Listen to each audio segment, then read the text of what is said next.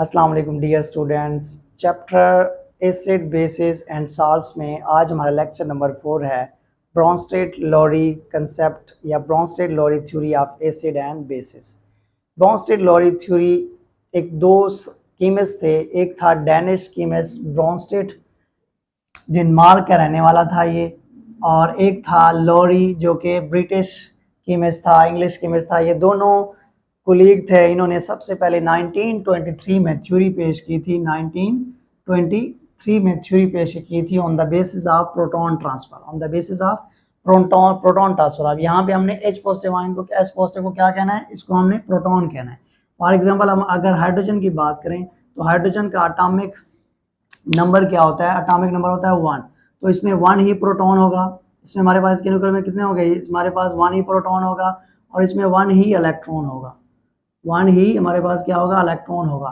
अगर ये इलेक्ट्रॉन किसी को दे देता है, अगर ये इलेक्ट्रॉन किसी को दे देता है तो इसके पास क्या बचता है, 1 प्रोटॉन बचता है। तो इसी को हम क्या कह रहे हैं, H पॉजिटिव आयन या प्रोटॉन कह रहे हैं।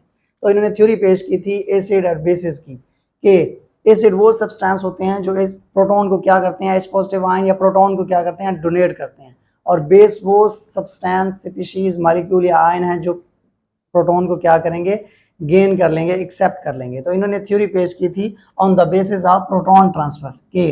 इन्होंने एसिड की डिफाइन किया था, acid is a substance, is a molecule, is an ion, is a species that donate a proton, that donate a proton to another substance is known as acid. इन्होंने इसको नाम दिया था प्रोटोजेनिक।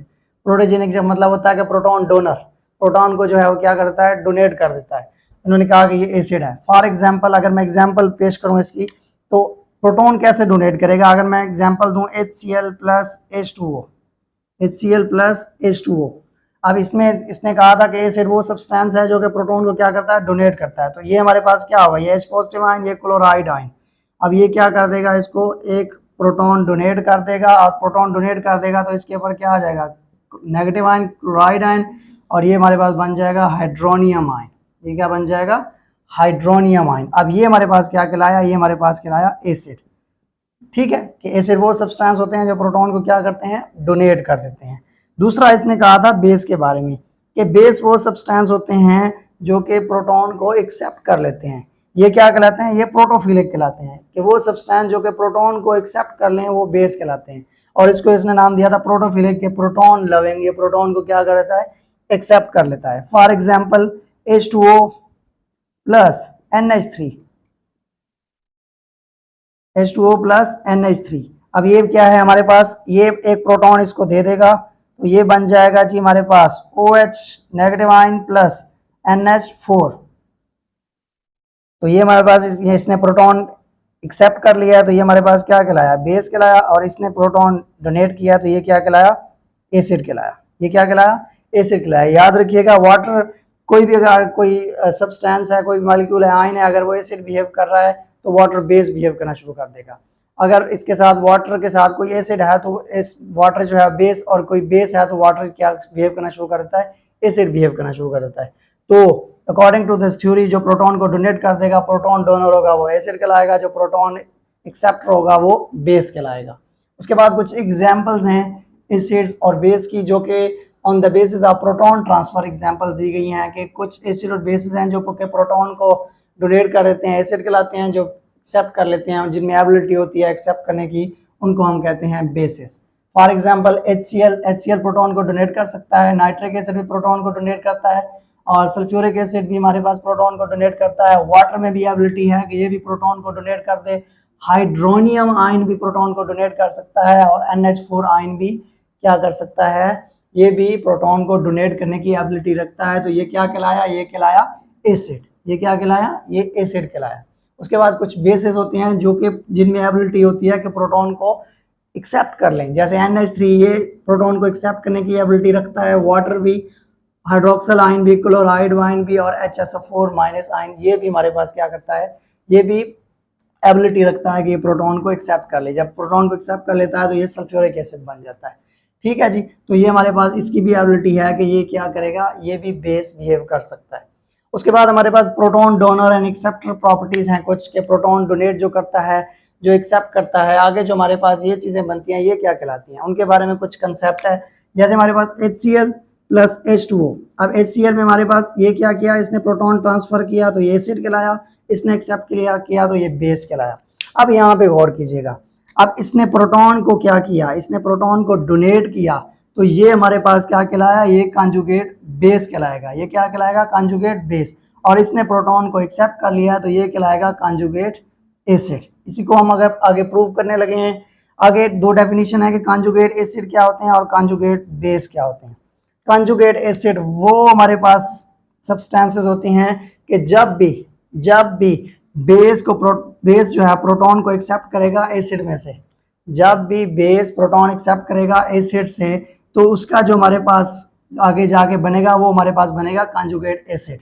जैसे when base accept proton it becomes conjugate acid of that base। जैसे यहाँ पे हमारे पास मैंने conjugate acid बनाया है तो इसने क्या किया, प्रोटॉन को एक्सेप्ट किया है तो ये हमारे पास क्या कहलाया, conjugate acid of that base। ये क्या कहलाया, conjugate acid of that base। और इसने डोनेट किया है तो ये क्या कहलाया, conjugate base of that acid। क्योंकि डेफिनेशन यही कहती है कि when acid donate a proton it become conjugate base of that acid।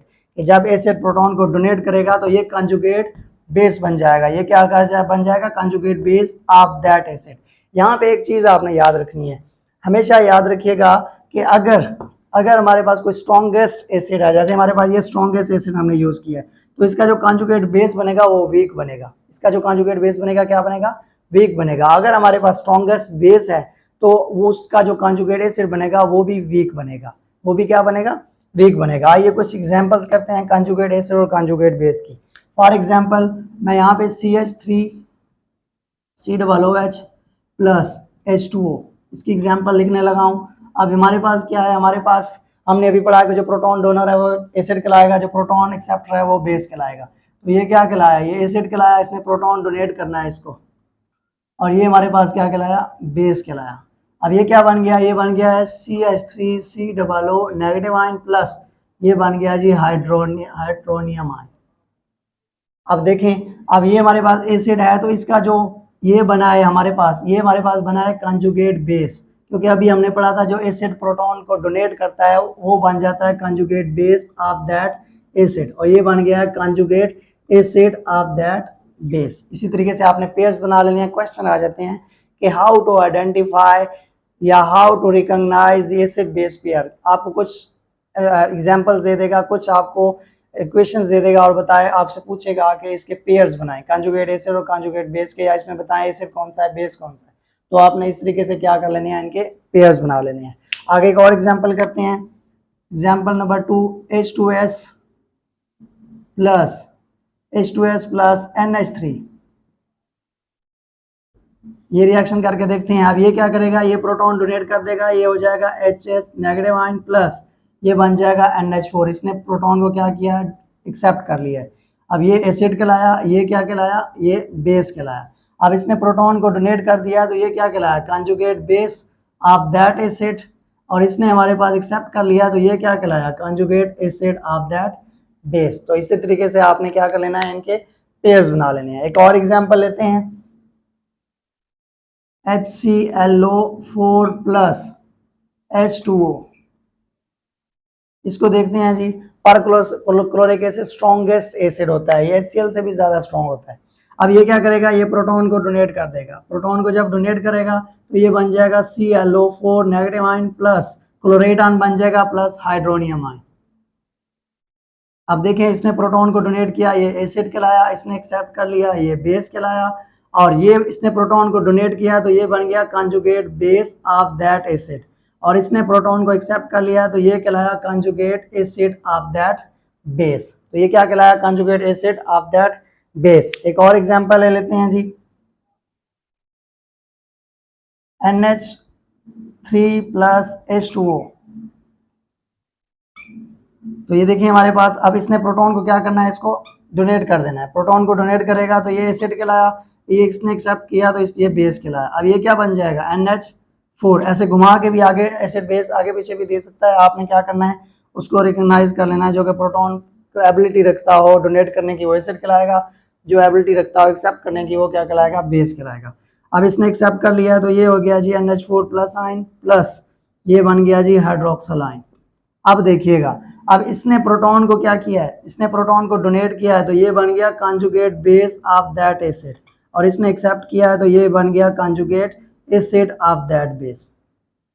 एक और लास्ट एग्जांपल करते हैं, इससे आपको क्लियर हो जाएगा, और मुझे नहीं लगता कि आपको ये अभी तक क्लियर ना हुआ हो, या आपको अभी तक क्लियर हो जाना चाहिए। वाटर का रिएक्शन करवाते हैं हम वाटर के साथ, क्योंकि ऊपर आपने लिखा है कि वाटर जो है एसिड भी बिहेव करता है और बेस भी बिहेव करता है। तो इसका रिएक्शन करते हैं, रिएक्शन करके देखते हैं। अब इसमें कोई भी आप एसिड बना सकते हैं, कोई भी बेस बना सकते हैं। अब इसने प्रोटॉन को डोनेट करना है इसको, तो ये क्या हो गया, ये हमारे पास हो गया जी हाइड्रोक्सलाइन प्लस हाइड्रोनियम आयन। अब देखिए हमारे पास इसने प्रोटॉन को डोनेट किया है तो ये क्या कहलाया, ये कहलाया conjugate base of that acid, और ये conjugate acid of that base. तो इसी तरीके से आपने क्या कर लेना है, इनके पेयर्स बना लेने हैं। अच्छा जी, उसके बाद हमारे पास है, उसके बाद है relative strength of acid and basis. कौन सा स्ट्रॉन्गेस्ट एसिड होता है और कौन सा वीकेस्ट बेस होता है या स्ट्रॉन्गेस्ट बेस होता है, उसके बारे में हमने पढ़ना है। अगर मैं एसिड्स की बात करूं तो HCl हमारे पास क्या है, HCl ये स्ट्रॉन्गेस्ट एसिड होता है। उसके बाद अगर मैं इसी की बात करूं तो ये हमारे पास HNO3, ये भी हमारे पास क्या होता है, इससे लेस स्ट्रॉन्गेस्ट होता है। और उसके बाद हमारे पास हाइड्रोनियम आयन है, ये भी लेस स्ट्रॉन्गेस्ट है। और लास्ट में हमारे पास क्या होता है, एसिटिक एसिड CH3COOH। अब इसकी इसकी रीज़न क्या है कि ये स्ट्रॉन्गेस्ट क्यों है और ये वीकेस्ट क्यों है। इसकी वजह ये है कि इसमें कैपेबिलिटीज होती है कि अपने आयंस में क्या हो जाए, डिसोसिएट हो जाए अपने आयंस में। जब इसको वाटर में डिसॉल्व करें या इसका रिएक्शन करवाएं तो ये अपने आयंस में क्या हो जाता है, डिसोसिएट हो जाता है, आयोनाइज हो जाता है। इसकी आयोनाइजेशन की जो रेशियो होती है वो होती है 90 to 95% तक, ये क्या हो जाता है, आयोनाइज हो जाता है। जबकि अगर मैं इसकी बात करूं तो ये 1.4% तक क्या होता है, ये आयोनाइज होता है। इस वजह से ये स्ट्रॉन्गेस्ट है, और इसके अलावा ये क्या है, ये वीकेस्ट है। उसके अलावा इसमें एबिलिटी होती है कि इस प्रोटॉन को जल्दी ये क्या कर देता है, डोनेट कर देता है। जबकि ये जो है इसमें इससे कम एबिलिटी है, इससे इसमें कम एबिलिटी है, और ये सबसे लास्ट में क्या करता है, प्रोटॉन को डोनेट करता है। इस वजह से HCl स्ट्रॉन्गेस्ट है, और एसिटिक एसिड क्या है, इसकी स्ट्रेंथ, एसिटिक स्ट्रेंथ जो है सबसे कम है। इसी तरीके से अगर मैं बेसिस की बात करूं तो बेसिस में हमारे पास क्या है, NaOH। हमारे पास क्या है, NaOH हाइड्रोक्साइड आयन। मैंने बताया था आपको कि इसमें एबिलिटी होती है प्रोटॉन को एक्सेप्ट करने की, तो NaOH सबसे ज़्यादा स्ट्रॉन्गेस्ट है। उसके बाद अगर मैं बात करूं तो फिर हमारे पास है NH3। हमारे पास NH3 में भी एबिलिटी होती है कि वो भी प्रोटॉन को क्या कर ले, एक्सेप्ट कर ले। और लास्ट में हमारे पास होता है NH4OH। अगर मैं इसकी आयोनाइजेशन की बात करूं तो ये भी 90 to 95% अपने आयंस में डिसोसिएट हो जाता है, आयोनाइज हो जाता है। और इसकी बात करूं तो ये 1.4% तक होता है। इस वजह से ये स्ट्रॉन्गेस्ट है, और ये क्या है, वीकेस्ट बेस्ड है अगर स्ट्रेंथ की अगर हम बात करें। उसके बाद लास्ट हमारे पास है limitation, Lowry Bronsted Lowry theory की कुछ लिमिटेशंस हैं। अगर आपने गौर किया हो, मैंने यहाँ पे प्रोटॉन ट्रांसफर की हर जगह बात किया, यहाँ भी प्रोटॉन ट्रांसफर, लेकिन कुछ एसिडिक सब्सटेंस होते हैं, एसिडिक सब्सटेंस लाइक हमारे पास CO2, SO2, SO3, इनमें अब प्रोटॉन ट्रांसफर की इन्वॉल्वमेंट है ही नहीं। तो यहाँ आकर क्या हो गई, ये ब्रॉन्स्टेड लॉरी थ्योरी जो है यहाँ पर इसकी लिमिटेशन हो गई, इसमें ये डिफेक्ट आ गया कि इसने जस्ट प्रोटॉन ट्रांसफर की बात की। अब ये एसिडिक सब्सटेंस हैं, इसमें प्रोटॉन है नहीं, प्रोटॉन इन्वॉल्वमेंट है नहीं, तो ये थ्योरी इसको डिस्कस नहीं कर सकी। दूसरा इसमें डिफेक्ट ये था कि बेसिक ऑक्साइड हमारे पास कुछ थे, बेसिक ऑक्साइड जैसे हमारे पास होता है जी K2O, जैसे हमारे पास CaO, BaO, उसके अलावा हमारे पास एक और होता है MgO। अब इनमें हमारे पास प्रोटॉन को एक्सेप्ट करने की, प्रोटॉन है ही नहीं, प्रोटॉन की इन्वॉल्वमेंट नहीं है, तो ये कैसे एक्सेप्ट करेंगे। तो यहाँ पर भी ये थ्योरी आकर क्या हो गई, यहाँ पर भी आकर ये फ्लॉप हो गई। उसके अलावा थर्ड जो इसकी लिमिटेशन थी, कुछ सब्सटेंसेस ऐसे होते हैं कि वो भी एसिडिक बिहेव करते हैं, जैसे aluminium chloride AlCl3, boron trifluoride. तो ये हमारे पास क्या है, ये भी एसिडिक बिहेवियर शो करते हैं, बट यहाँ पर हमारे पास प्रोटॉन ट्रांसफर की इन्वॉल्वमेंट है, तो इस वजह से यहाँ पर भी ये थ्योरी आकर क्या हो जाती है, फेल हो जाती है। इसमें डिफेक्ट हो जाता है कि इसमें प्रोटॉन ट्रांसफर की इन्वॉल्वमेंट को हम डिस्कस नहीं करते, बट ये एसिडिक बिहेवियर शो करते हैं। इसी वजह से ये थ्योरी में ये तीन क्या हो गई, ये लिमिटेशन आ गई, इसमें ये डिफेक्ट पैदा हो गए। तो ये था आपका आज का